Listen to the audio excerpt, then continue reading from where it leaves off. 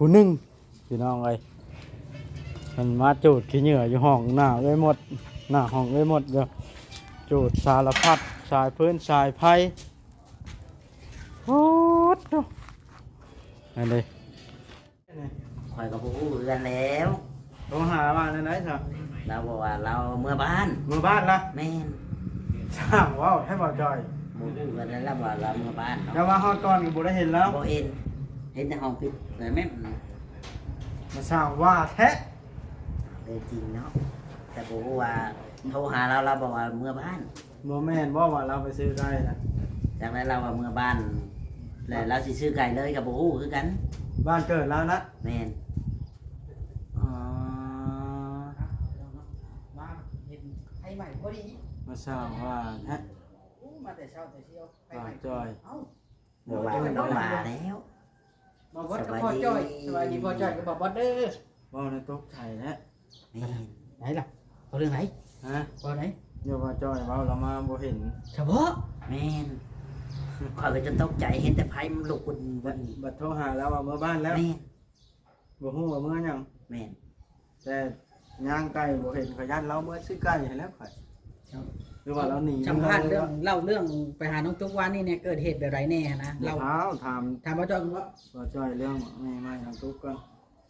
จะโทรหาเราได้บ่นี่ โทรบ่ได้ โทรลองเบิ่งดูข่อยสิฟังนำนี่ข่อยอยากมีมาถามนะโทร เดี๋ยวแล้วกันนะ เจ้าผมมีโทรศัพท์เบิ่งโทรเบิ่งก่อนพี่น้องเอ้ย คิดกันแป๊บนะ นี่ยังเราหักเขาหมดเยอะเอาหน่อยพี่ โรยจังนะ มาไปตัดเอาไปดูได้ละเราตั้ง เฮ้ย เราดีเราไปส่งไปดูให้ดีกว่าดีอยู่ โทรเบิ่งก่อนโทรเบิ่งก่อนให้บ่จอยโทรไปลำโพงบ่จอยเบิ่งข่อยถือ เดี๋ยวถือก็ยังถือแล้วหลับก่อน เร่งจำโทรศัพท์นะ มันจับมาโนมีสัญญาณ อันนี้ซะ เราปิดเครื่องนี้แล้ว บ่แล้วติดอยู่นั่นดิถามแล้วว่าเราอยู่ไส ถามเลย อย่าลืมกดติดตามเพื่อเป็นกำลังใจให้ผมด้วยนะครับทุกคนขอบคุณมากๆครับ อ้าวพี่น้องโดยเปิดภาพขึ้นก็ได้ มาเยี่ยมยามห้องเว้นหมด แล้วก็บ่เห็นไผเห็นแต่ผู้หนึงพี่น้องเอ้ยมันมาจูดขี้เหงื่ออยู่ห้องหน้าเลยหมดหน้าห้องเลยหมดเด้อจูดสารพัดสายพื้นสายไผ่โคตรเนาะอันนี้แต่ว่าบ่เห็นคนย่างไก่ย่างกาก็บ่เห็นบาเนาะต่อเนาะว่าจ้อย สวัสดี สบายดี เป็นอะไรโทรหาเราแล้วบ่ เรามีกับบ้าน อืม เกิดเหตุการณ์ไม่คาดคิดว่าหมดจะไปที่บ้าน เราหนีกับบ้านแล้ว แม่น ว่าดอกว่าจอย จอยมาเห็นของน้ำนะ ว้าวไปในใส อยู่บ้านนะจ๊ะ แม่นบ่ฮะ ฮะ มานั่งลงบ่จอยสิถามนี่ โอ้ไปนั่งอยู่ อ่ะ ไปตามจะพลาดพ่อจอยไปพ่อจอยไป มันบ่เป็นแน่นี่ ได้เดิน นั่นเราจังว่านะมาคือบ่เห็นถามบ่จอยผมมาก่อนนี่แล้ว ถามเลยนะ ก่อนอื่นสบายดีว่าจอย สบายดี ว่ารับไปใช้เลยนี่ คอยกับผู้เรือนแล้ว โทรหาว่าไหนๆซะ เราบอกว่าเราเมื่อบ้าน มือบ้านละ แม่น สร้างว้าวให้บ่จอย หมู่เรือนแล้วว่าเราเมื่อบ้าน แต่ เนาะ ว่าเฮาก่อนก็บ่ได้เห็นแล้ว บ่เห็นแต่ห้องปิดแต่แม่น มาสร้างว่าแท้ เลยจริงเนาะแต่ผู้ว่าโทรหาเราบอกว่าเมื่อบ้าน บ่แม่นบ่ว่าเราไปซื้อไก่นะ จากนั้นเราว่าเมื่อบ้านแล้วเราสิซื้อไก่เลยกับผู้คือกัน บ้านเกิดแล้วนะ แม่น อ๋อ มาเห็นไอ้ใหม่พอดี มาสร้างว่าแท้ อู้มาแต่เช้าแต่เที่ยวไอ้ให ว่า ม่ จอย เอ้า เมื่อวานเรามาแล้ว บอกว่ากับพ่อจ้อยสบายดีพ่อจ้อยก็บอกบอสเด้อ ว่าในตกไทยแท้ แม่น ไหนล่ะเอาเรื่องไหน ฮะ บอไหน เดี๋ยวว่าจอยเว้าเรามาบ่เห็น เฉพาะ แม่นคอยก็จะตกใจเห็นแต่ไพ่มันลุกวุ่น บัดโทรหาแล้วว่าเมื่อบ้านแล้ว แม่น บ่ฮู้ว่าเมื่อหยัง แม่น แต่ย่างไก่บ่เห็นขยันเราเมื่อซื้อไก่ให้แล้วข่อย หรือว่าเราหนี สัมภาษณ์เรื่องเล่าเรื่องไปหาน้องตุ๊กว่านี่เนี่ยเกิดเหตุแบบไรแน่นะ เรา เรา เท้าถาม ถามว่าจอยว่า ว่าจ้อยเรื่องไม่ทางตุ๊กก่อนจะโทรหาเราได้บ่นี่ โทรบ่ได้ โทรลองเบิ่งดูข่อยสิบังทันนี่ข่อยอยากมีมาถามนะ เดี๋ยวนะ โทร เดี๋ยวนะแป๊บนึง เจ้าผมมีโทรศัพท์เบิ่งโทรเบิ่งก่อนพี่น้องเอ้ย แป๊บนึง นี่ยังเราเอาหัวเจี๊ยบนี่ โรยสัญญาณ มาไปตัดเอาไปดูได้ละตั้ง เฮ้ย เสาดีเขาไปส่งไปซื้อให้สักดีกว่าดีอยู่ โทรเบิ่งกันโทรเบิ่งก่อนให้บ่จ้อยโทรไปลำโพงบ่จ้อยเบิ่งข่อยถือ เดี๋ยวถือก็ยังถือแล้วหลับก่อน เร่งจำโทรศัพท์นะ มันจะมาโน้ยสัญญาณ อันนี้ซะ เราปิดเครื่องนี้แล้ว บ่แล้วติดอยู่นั่นเด้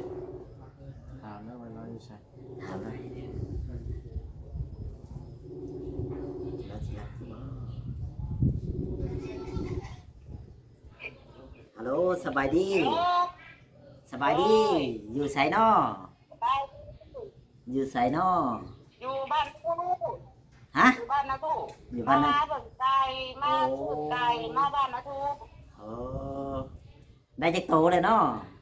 บ้านเล็กบ้านเล็กนี่แหละ อ๋องานซื้อไก่ไปแต่เช้าคุณพ่อ มาเจ้าข้าวคุณแหละ อ๋อคิดว่าไปแต่คืนไปแต่เช้า ออกมาเรื่อยๆแล้วก็ออกมาบ้านนะตู้เขาอยู่บ้านนะตู้นี่ อ๋อโดยเข้าใจแล้ว มาหาอยู่ห้องบ่เห็นเนาะ ค่ำแท้บ่มานะ ตู้ห้องเหรอ แม่นค่ำบ่มา คือคันได้ไก่เนาะคันได้ไก่กันเท่าไหร่มาเล่นกูแล้วจะได้ ประมาณ เพื่อนเขาสิจับสิได้เมื่อกัน เอา ในเมื่อกลางคืน กูแล้วเพราะว่าทำไก่เขาคอกนี่ทำไก่เขาคอกมันก็6 โมง 7 โมงเลยเนาะ6 โมงเนาะไก่เขาคอกกับเพื่อเขาสิจับแต่ละเรื่องคันแบบคันที่นี่ยังไม่ได้รอถ้าน้ำมาแล้วก็มาผักกินข้าวอยู่ในเรือน เทินซื้อไก่ ผัก นะ หมู แม่มดมี FC ภาคถามว่าเทินซื้อไก่นะมีจักล้านแล้วสรุปรวมที่ว่าเอาไปซื้อไก่นะเพิ่นเว้านะเพราะสิบอกได้บ่เพิ่นอยากฮู้อะนะเทื่อเพิ่นนั่นอยากฝากเงินให้กับ เงิน มี เสียผ่านเรือข่าวมาเบิ่ง แม่นเรือใช้จ่ายแปลงรถแปลงล่างแล้วหั่นนะแล้วว่าเรือทึนไว้เฮ็ดน้ำไก่น้ำกา แต่เรื่องแต่เงินที่ข่าวมาซื้อไก่ในการเงินที่เพิ่นมอบไก่อันได้ไว้ซื้อถูซื้อเอื้อล้านหนึ่งเลยยังเหลือ2 ล้านเลยเอื้อมาซื้อไก่ โอ้ เงินที่บอกว่ามอบให้ซื้อยังก็แล้วแต่ซื้อหันซื้อนี่หันเงินใน3 ล้านอยู่อันนั้นนะ โดยเดี๋ยวนี้นะเทินซื้อไก่นะ เลยยังเหลือ2 ล้านมาเบิ่งไก่ เทินซื้อไก่แท้ๆนะยัง2 ล้านเนาะโดยเดี๋ยวสิอัปเดตให้เพิ่นเบิ่งมันบ่มีสัญญาณใดเลยหมดเอ้ยอยู่ทาง เพิ่นมอบให้ลูกน่ะ3 ล้าน โดยมันบ่มีสัญญาณเลยบ่ได้ยินโอเคเด้อสั่นแล้วจังอันนั้นเพราะว่าข่อยก็จะถ่ายให้เพิ่นเบิ่งอะนะโอเคบัดเจ้ามาจังว่ากันเนาะมันบ่ได้ยิน อันนี้ สัญญาณบ่มีพี่น้องเอ้ย สัญญาณเราบ่มี ก็คือเพิ่นเว้าเลยพี่น้องเอ้ยยัง2 ล้านไปอันลงทุนเลาะซื้อไก่เดี๋ยวเฮาสิรอเบิ่งว่าผลกำไร ที่เพิ่นซื้อเนาะ ผลที่เพิ่นได้รับนี่สิเหมาะสมอยู่บ่สิพอสานต่อหรือบ่หรือว่าจังได๋ครับเบิ่งตัวนี้ก่อนพี่น้องเอ้ยก่อนอื่นเนาะ แม่ แนวใดก็ได้ว่าสิลงทุนแล้วถ้าใกล้ตายก็ลงทุนอีกได้เนาะ แม่น ซื้อมาถ้าเฮาขายถึกกว่าบ่เฮาสิไปซื้อก็ได้กำไรรอดพื้นก็บ่เอาอีกได้แบบนั้น สมมติว่ามาขายแล้วอยู่พี่เขาซื้อถึกกว่าเฮาไปซื้ออยู่พุ่นเนาะ อืม และอันนั้นได้บาทนี่และเฮาสิไล่เบิ่งคักฮักค่าน้ำมันค่าเหือค่าแห้งนี่สิบ่ฮักเนาะบ่จอย แม่น สิฮักเบิ่งค่าน้ำเมือกน้ำมันแล้วพอแล้วก็กำไรผลกำไรว่าจังได๋ไปน่ะรับไปพุก พี่น้องบ้านลาวพวก บัดเกิดแล้ว บ้านเกิดบ้านพ่อบ้านแม่ลาวเดี๋ยวนี้ฮะบ่ฮู้ว่าสิได้ใกล้หรือบ่ได้เด้อันนี้ก็ได้ยังบ่ฮู้ไปเลาะเบิ่งซะก่อนสิเชื่อเนาะ แม่น และเรื่องของเรื่องนะพี่น้องเอ้ยยังบ่ฮู้ผลว่าสิได้หรือบ่ แม่น แม่นบ่ว่าจอย เราลองมาลุ้นน้ำกันว่าต้องมาถามพ่อแล้วอย่างถาม ฮะ แล้ว เรื่องพอจอยไอ้หมดสิได้หยุดมีแต่ว่ารอเบิ่งผลกำไรมันแล้วจะอัปเดตให้เบิ่งบาดนี้แหละสิมาถามเรื่องบ่จอยได้บาดนี่บ่จอยเอ้ย เรื่องไหนเนาะ ยกเคยได้ยินข่าวแว่วๆเนาะ ข่าวเรื่องไหน เป็นได้เรื่องก็เกิดเฮือนเฮ็ดชานนะ ยังบ่มีเงิน ฮะ มาจอดยังบ่มีเงิน คือว่าสิเฮ็ดซะ สิเฮ็ดอยู่อะยังบ่มีเงินหา ฮะ หาเงินได้ก่อนยังบ่มีตอนนี้น่ะนะก็ยังก็บ่ได้เนาะแต่ว่าเฮาสิว่าไปเอาก่อนมันก็ไปเอาบ่ได้เด้อเงินบ่ได้ บ่ มี ค่อยได้ยินว่าอัน ฮะ FC ผู้ใจดีเพิ่นสิช่วยบ่ แม่นเพิ่นว่าเพิ่นสิซอยอยู่แต่ว่าก็ยังบ่เห็นก็รอเพิ่นอยู่ เพิ่นยังบ่ว่างบ่ แม่นเพิ่นยังบ่ว่าง แต่ว่าเพิ่นเว้าว่าเพิ่นสิช่วยเนาะ แม่นเพิ่นว่าเพิ่นสิซอย สาธุเนาะขอให้เป็นจริง แม่น ขอให้บุญบ่จ้อยมาฮอดจอดถึงเด้อบ่จ้อยเด้อ โอ้ยสาธุบ่จ้อยก็คิดอย่างฉันอยู่คิดว่า แต่ว่าเพิ่นเว้าแล้วเนาะ เพิ่นเว้าแล้ว โอ้ยผู้รักผู้ใหญ่ต่างประเทศนี่ก็เพิ่นได้เว้าแล้วเพิ่นบ่กลับคำเด้บ่จ้อยเอ้ย น่าจะแม่น เพราะว่าผู้ใหญ่เว้าเด้บ่คือเฮาเด็กน้อยเราก็แก่เด้ แม่น คันผู้ใหญ่ได้เว้าแล้วนี่เพิ่นมีศีลมีธรรมคำ แม่ เว้าของเพิ่ น น เพิ่นโอ้ เพราะว่า สิ ข้อน ย ทำเพิ่นหลายกว่าเฮาอีก ข้อยเคยเว้าน้ำลายคนแล้วบ่จ้อยเว้าแล้วนี่เพิ่นบ่เคยเบี้ยวจักเทื่อ แม่น เพราะว่าคำไหนคำนั้น โดย เพราะว่ามันเป็นอย่างเพิ่นจังยึดมั่นในคำเว้าของเพิ่นเป็นผู้ใหญ่ แม่นเพิ่นเป็นผู้ใหญ่เพิ่นเป็นคนที่ว่าช่วยเหลือคนหลาย โดย นะ เพิ่นว่าสิช่วยแต่ว่าเพิ่นยังค้างานอยู่ตอน แม่ นี้ นเพิ่นคาเวียกคา โอ้ ดาน ย อยู่ สาธุขอให้เป็นจริงเถอะเนาะ แม่น ได้ยินแบบนี้แล้วก็ดีใจพี่น้องไอ้บ่จ้อยเพิ่นก็ดีใจไปท่าอยู่ ดีใจ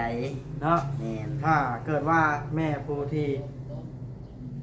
จะช่วยบ่จ้อยนี่ได้เบิ่งคลิปนี้ขอให้แม่อยู่ดีมีแรงสุขภาพแข็งแรงสุขกายสบายใจความเจ็บอย่าได้ความไข้อย่ามีเด้อแม่เด้อเนาะสาธุ สิ่งที่ใดเพิ่นกุ้มใจก็หายไปเนาะ โดย ให้เพิ่นแบบ โอ้ยดี มี ใจ ชีวิตชีวาขึ้นมาแบบ ดีใจกับทีมงานที่ทีมงานสิได้พี่น้องเอ้ยคันสมมุติว่าเพิ่นช่วยได้วันนี้ค่อยก็สิเมื่อช่วยเฮ็ดอยู่บ่จ้อยเอ้ยค่าเจ้าบ่มีค่าสร้างค่าหยังก็ได้นะ เลย เมื่อจับไม้ทำหยังเจ้าสิให้ไผก็เฮ็ดให้นะลุงบ่หรืออัน ว่า ก็ สิบอกพ่อเฒ่า อ๋อ ให้เพิ่นมาจับช่อยอะนะเล็กๆน้อยๆเฮาก็ซื้อกับข้าวกับน้ำให้เพิ่น ดีใจนะบ่จ้อย อ่ะ ตกใจ ยินดีนํเด้อบ่จ้อยเด้อ โดยขอ เอา บใจ พี่น้องเอ้ย บ่จอยยังบ่ได้เงินเด้ เอาก็ดีใจไว้ท่าใครกว่าอันนั้นใครกว่าบ่มีความหวังเนาะคนเฮา อสู้ต่อไปนั่นแหละ โดยเอามีแต่ว่าคลิปนี้สิได้จบแล้วใช่นะ แม่น ขอจ้อยก็ขอให้ผู้รักผู้ใหญ่ยืนมือเขาซอย ขอบ ตาม ณ ความฝันเนาะ ผู้ใหญ่ไว้ก่อน ไม่ได้ ตรง ครับ นี้แหละ เรื่องเอ้ยหมดก็รอเบิ่งตอนต่อไปเด้อพี่น้องเด้ออันนี้ก็เนาะ โดย มีแต่ว่าคลิปนี้บ่ว่าน่ะสิบ่ได้ท่ายืนยาวได้ เพราะว่ามาหาเอ้ยหมดบ่เห็นเอ้ยหมดน่ะนะ จบแล้ว ก็เลยสิถ่ายคลิปแจ้ง FC เลยบอกเอ้ยหมดรับไปหันไปนี้ แม นะ น สาเหตุที่ถ่ายนี่ก็บ่มีหยังมากมายดอกพี่น้องเอ้ยเนาะ โดยนะ เอ้าบาทนี่สิได้ก้าวคำจบคลิปแล้วได้ เออ เพิ่นข่อยนี่นะที่ถามก่อน ฮะ เป็นอะไรไปหาน้องทุกวันนี่ปู่เราบ่ได้เดือดแต่เจ้าบ่ อุ้ยถามบ่จ้อยผู้เดียวกันใช่ไหม บ่ ธรรมดา ธรรมดา ก็เละนี่เนาะไปถามเรื่องอันน้องตุ๊กข่อยแห้งบ่จักเว้าถึงอยู่เนาะบ่เพียงสิได้จบคลิปข่อยนะให้บ่ถามบ่จ้อยเนาะ โดย คลิปนี้สิได้จบคลิปจับนี้แล้วพี่น้องเอ้ยเอา